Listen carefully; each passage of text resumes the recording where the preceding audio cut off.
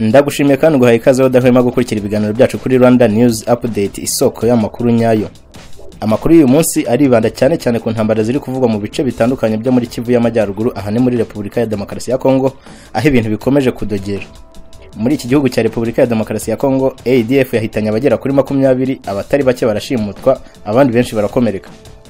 Naho umwe mu bategetsi bakomeye muri kiriya gihugu cya Repubulika ya Demokarasi ya Kongo avuga ko kwemera ibiganiro by'u Rwanda bisobanuye ko FARDC yemeye intsinzwi imbere ya M23.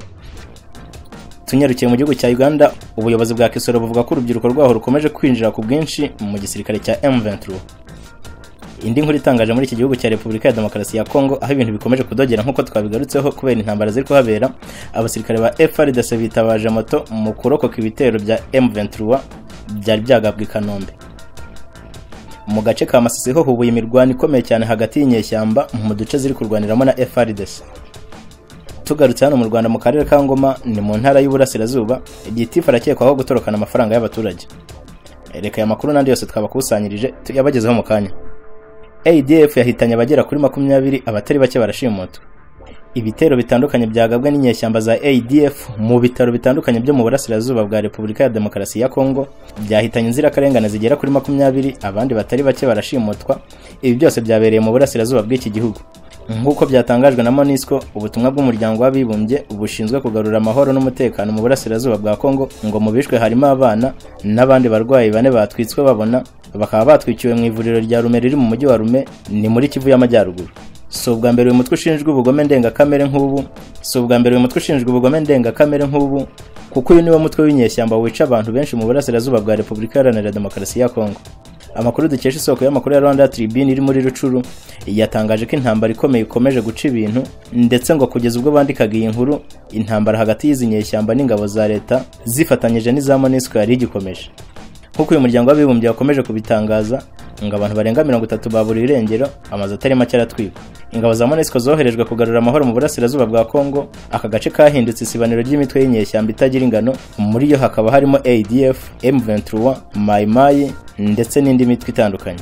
Umuryango wa Afurika y'Iburasirazuba n'iki gihugu cya Repubulika ya Demokarasi ya Kongo cyamaze kwinjiramo, uheretse kwemeza ko ugiye kohereza ingabo mu Burasirazuba bw'iki gihugu guhashya imitwe, nyamara kugeza na n'ubu nta kirakorwa. Kwemera ibiganiro by'u Rwanda bisobanuye ko FARDC yemeye intsinzi imbere ya M23. Ibi byatangajwe na Julien Paruku mu kiganiro yagiranye na Radio Okapi kuri wa 13 Nyakanga 2022. Julien Paruku wabaye guverineri w'intara ya Kivu y'Amajyaruguru ku butegetsi bwa Joseph Kabila yatangaje ko kuba guverinoma ya Repubulika ya Demokarasi ya Kongo yemera ibiganiro bya Rwanda ku kibazo gihangayikishije cy'umutwe wa M23 na leta ya Repubulika ya Demokarasi ya Kongo bigaragaza imbaraga nke z'igisirikare cya leta FARDC cyananiwe gutsinsura uyu mutwe wa M23 umaze ukwezi kose wambuye ingabo za leta umujyi wa Bunagana. Julien Paruku akomeza avuga ko agace ka Bunagana ari kamwe mu gace k'ingenzi kagize intara ya Kivu y'Amajyaruguru gafitiye runini ibikorwa by'ubucuruzi, akaba ari naho leta ikora imisoro myinshi, bityo kuba kamaze ukwezi kose kari mu maboko ya M23 ari ikimenyetso cy'imbaraga nkeya za FARDC. Julien Paruku yongereho ko yari imwe mu mpamvu zatumye leta ya Repubulika ya Demokarasi ya Kongo yemera ibiganiro by'i Rwanda. Akomeza avuga ko leta yari yose ifite igisirikare cyihagazeho idapfa kwemera ibiganiro n'umutwe w'inyeshyamba, bityo ko kuba guverinoma ya Repubulika ya Demokarasi ya Kongo yemera ibiganiro by'i Rwanda bigaragaza ko igisirikare cya Repubulika ya Demokarasi ya Kongo kitihagazeho mu guhangana na M23. Yagize ati: "Icyo mbona nuko kwemera ibiganiro bya Rwanda bigaragaza imbaraga nkeya z'igisirikare cya Repubulika ya Demokarasi ya Kongo. Ntago leta ifite igisirikare cyihagazeho ipfa kwemera ibiganiro. Iyo bikoze biba bisobanuye ko wemera imbaraga n'ubushobozi bw'uwo muhanganye." Paruku yasoje avuga ko kugira ngo leta ya Kongo ibashe kurwanya umutwe wa M23 igomba kubanza kubaka ubushobozi bw'igisirikare cyayo, ngo kuko bigaragara ko umutwe wa M23 wongeye kwiyubaka ku buryo bukomeye. Naho inkuru yatangaje benshi muri Repubulika Iharanira Demokarasi ya Kongo nyine muri Kivu y'Amajyaruguru mu Burasirazuba bw'iki gihugu, abasirikare ba FARDC bitabaje moto mu kurokoka ibitero bya M23 byaberaga i Kanombe. Mu mirwano yatangiye kuri uyu wa mbere tariki ya 11 Nyakanga 2022 gakomeza ku munsi wakurikiyeho, abasirikare ba FARDC bagaragaye bitabaje moto mu kubafasha guhunga ubwo bari basumbirijwe na M23. Abasirikare babiri ba FARDC bagaragaye bahetswe kuri moto icyarimwe nyuma yo gukozanyaho n'umutwe wa M23 yari yazanye imbaraga zidasanzwe, bagasanga batakibashije guhangana nabo bikarangira bikuriyemo kabo karenge. Umunyamakuru wa Rwanda Tribune dukesha iyi nkuru ribunagana avuga ko imirwano yatangiye kuri uyu wa mbere igakomeza no kuri uyu wa kabiri yabereye mu gace ka Kanombe muri groupement ya Bwiza muri territoire ya Rucuru.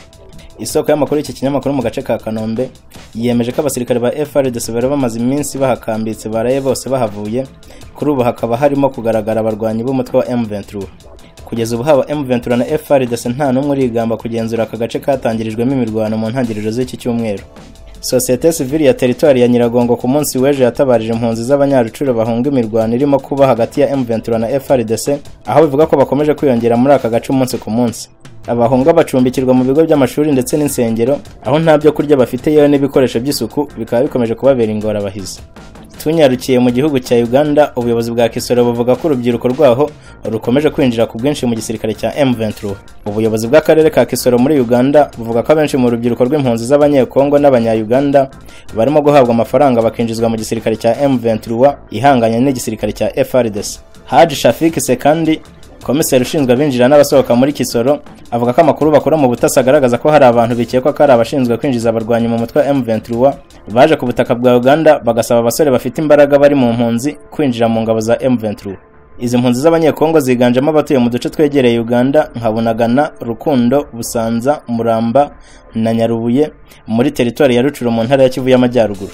Sekanda aganira na Chimp Reports dukesha iyi nkuru avuga ko abenshi mu mpunzi ari abashomeri, bityo iyo baganijwe basezeranywa guhabwa ibya mirenge biturutse ku mutungo kamere ubarizwa ku butaka bwa Repubulika ya Demokarasi ya Kongo, bigatuma bahitamo kwinjira mu gisirikare cya M23.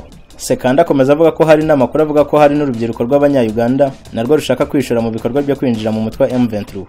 Umunyamabanga wa leta muri Minisiteri y'Urubyiruko muri Uganda, Sara Nyirabashyitsi Mateke, yasabye ababyeyi kurinda abana babo kwambuka umupaka bajya kwiyunga na M23, cyane ko ngo bishoboka ko nabo basezeranwa byinshi bakaba bakwihuza n'uyu mutwe wa M23. M23 kuri biragenzura umujyi wa Bunagana n'igice kinini cy'ubutaka bwa territoire ya Rucuru. Kuva M23 yafata umujyi wa Bunagana, Uganda ivuga ko abaturage bayo bakoreraga ubucuruzi bwambukiranya imipaka bari mu bukene bukomeye kubera ko batakibona uko bambukiranya imipaka nk'ibisanzwe. Ibi bivuzwe mu gihe Repubulika ya Demokarasi ya Kongo yashyize Uganda mu bihugu bifasha umutwe wa M23 mu buryo bweruye, cyane ko bemeza ko ingabo z'iki gihugu zayifashije kwigarurira umujyi wa Bunagana bamaze igihe kirenze ukwezi bagenzura. Tukiri mu burasirazuba bw'iki gihugu cya Repubulika ya Demokarasi ya Kongo kandi mu gace ka Masisi hubuye imirwano hagati y'inyeshyamba mu duce zirukanyemo FARDC. Imirwano ikomeye yongeye kubura hagati y'inyeshyamba za Nyatura muri sheferi ya Bushari muri territoire ya Masisi ni muri Kivu y'Amajyaruguru. Iyi mirwano hagati y'udutsiko tw'umutwe w'inyeshyamba wa Nyatura duhatanira ubuyobozi yabereye mu bice bya Mpati ndetse na Kivuye. Iyi mirwano yubuye kuva ku wa kabiri tariki ya 12 Nyakanga 2022 mu gace ka Mpati, aho abaturage bakomeje guhunga urusaku rw'amasasu atavanaho muri aka gace. Depite Ayo Bangira Safari yavuze ko byibura umusirikare umwe yishwe abandi barakomereka muri iyi mirwano. Depite Safari akomeza avuga ko habereye imirwano hagenzurwa n'imitwe yitwaje intwaro kandi ko nta ngabo za leta ziri kuhakandagiza ikirenge. Yagize ati, ikibabaje nuko imirwano iteza imidugararo ikanatwara ubuzima bw'abaturage. Yamaganye ibikorwa by'iyi mitwe anasaba FARDC gutabara abaturage bakomeje guhohoterwa n'izi nyeshyamba.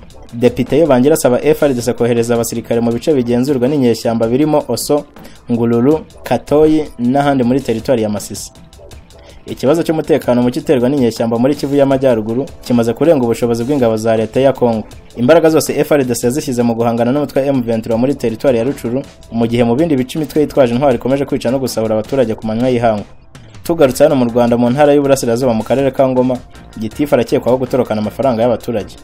Umunyamabanga nshingwabikorwa w'akagari ka Cyerwa mu murenge wa Gashanda mu karere ka Ngoma witwa Hagenimana Posien arakekwaho gutorokana amafaranga yatanzwe n'abaturage y'ubwisungane mu kwivuza angana n'ibihumbi 339 ndetse na mudasobwa yakoreshaga mu kazi. Umuyobozi w'umudugudu wa Rurema ya kabiri Mudahigwa Oreste yavuze ko wari Gitifu yamwatse amafaranga yakusanyaga y'ubwisungane mu kwivuza maze agahita burirwa irengero. Abaturage bambaye amafaranga nabo bavuga ko bakoga amafaranga n'uwo muyobozi ku gahato, none kuri ubu kwivuza bikaba biri kubagora kandi bari barayatanze. Umwe yagize ati, Gitifu twaramurebye akajya ahora atubwira ngo mitiweli nazohereje. Yabanje kutubwira ngo hari umugabo nazihaye yazohereje. Undi yagize ati, reba uko ndwaye uku nakomeje gutegereza ngo ndabona mitiweli njye kwa muganga none narahebye. Aba baturage bavuga ko akarere kagomba kubishyira amafaranga yabo kuko yayabambuye ari umukozi wako. Umuyobozi w'aka karere Niyongira Natali yavuze ko nabo bakimushakisha bityo ko abaturage bagomba guhita bishyurwa. Amakuru avuga ko amafaranga yayakiraga mu ntoki yahawe n'abayobozi b'imidugudu, ariko bikaba bikekwa ko nabo hari ayo batatanze kuko nta nyemezabwishyu batangaga.